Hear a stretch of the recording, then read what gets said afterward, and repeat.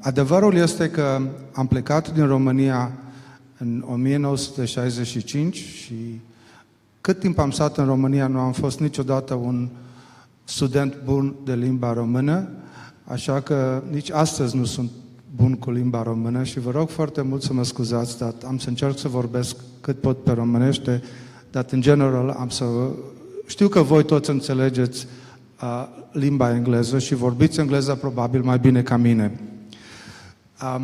I'm here representing the Romanian American Chamber of Commerce. I'm from New York. We have offices in Chicago. We have offices in San Francisco. We have offices in Cleveland and, of course, in Philadelphia. The Romanian American Chamber of Commerce is an organization in the United States with the purpose of encouraging Romanian businesses that want to come and develop into the United States. If you wanted to come to the United States to develop a business from here into the United States, we will be your source of friendship. We will be your friends there. But I want to tell you a little bit about my personal experience, because I think it will be important to share with you where I'm coming from and how do I get here. I've worked for 35 years in manufacturing. I was the CEO and I was the president of a manufacturing group. We manufactured products that were sold to the construction industry. CEO means I own the company, and being the president means that I actually had a job. I actually went there and worked. But as the president of that group of companies, I was involved in writing standards for the construction industry. And after 9/11, the events that happened in New York, of course, after 9/11, there was a tendency to review and revise many of the building standards in the United States, in particular in the fire protection field, to improve them so things like that will not happen again. I actually worked in one of the committees that was writing revised standards on the fire protection. In the same time, in the European community, the EU was rewriting standards for what they call the unified building standards for the European community. And they got to a point in which they had a major meeting with major approvals, and they have decided to invite representatives from the United States. So my friend, the gentleman from the United States that worked for ANSI, the American National Standard Institute, which basically is the government, was invited. And I was invited representing the industry.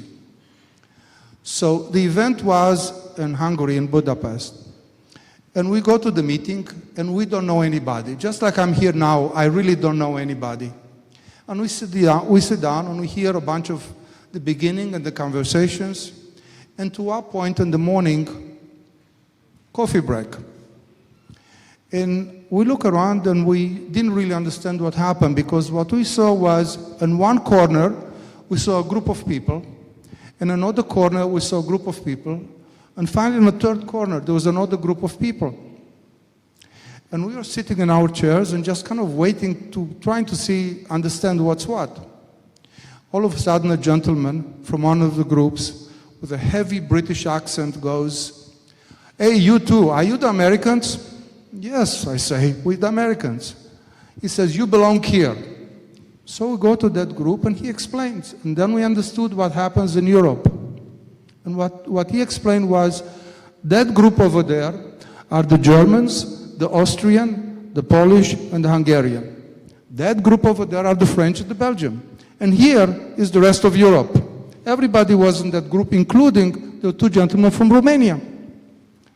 Well, during this conference that was for a few days, I've had the opportunity to meet the Polish group, the Polish people. And at the time, we were exporting to about 25 countries, and we didn't have much of a market in Eastern Europe. So I went to the Polish guys and I said, "Listen, I really wanted to open a business in Poland. I'm an American. I have an American business. I think we're big enough that we can actually open a business in Poland, what do you say? He says, you know, we love America, he says. We actually have a very big community in Chicago. A lot of Polish in America. But you know, America is very far from Poland. We buy everything from Germany. So you go to Germany, and your product will come to us through Germany. Don't open a business in Poland. Okay. The next day I meet the Hungarian guy, and I tell the same thing to him. I said, you know, I want to open a business in Hungary because I think it's a nice country, it's a developed country. I mean, we need market share, so why not? He said, no. He says, we're part of the Austrian-Hungarian Empire. We buy everything from Austria. American products don't really work here. Okay.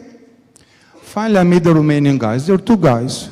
And I told them the same thing. You know, we're in America. We like to open a business. Poland seems like they're interested. What do you think? Do you think we should open a business in Romania? And you know what they said to me? They said, when are you coming? How can we help you? Please come. We've been waiting for you. Come on. If you come, I'm going to invite you to my family. I'm going to meet you, my mother. You're going to have dinner with us. You come. And this is what we found. We found a real friendship as an American, real friendship here in this country.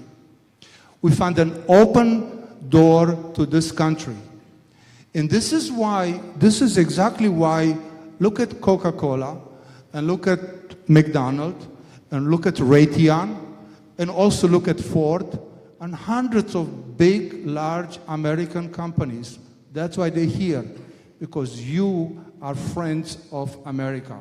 Because we know it, we sense it, and because it's good for you, and it's good for us. Now, I'm telling you the story because I really wanted to talk about the mid-sized companies, the small businesses. It is you and it is us. It is not the big guys, because the big guys have their own market people and their own research people, and they don't need our help. The mid-sized companies need our help. And the talk of today is how to bring businesses to Romania. And what I'm saying is American mid-sized businesses are businesses which do not, in general, know how to export. Because the American market is a very big market, and it's also a sophisticated market. So then, really, in general, there is no much export. As a result of it, I'm here to suggest to you maybe a radical idea, maybe something new, and that is, you need to come to America. You, successful businesses in Romania, need to bring your business to America, and then you need to meet American companies, take them by hand, and bring them here, because they're not going to come by themselves. You need to be proactive. You need to go there, you need to come to America, take them by hand, bring them here. They will come here, they will see your friendship that you have to offer, they will see the values that you have for your business, and they will be here, and they will succeed. And this will be for you, for your businesses will be good.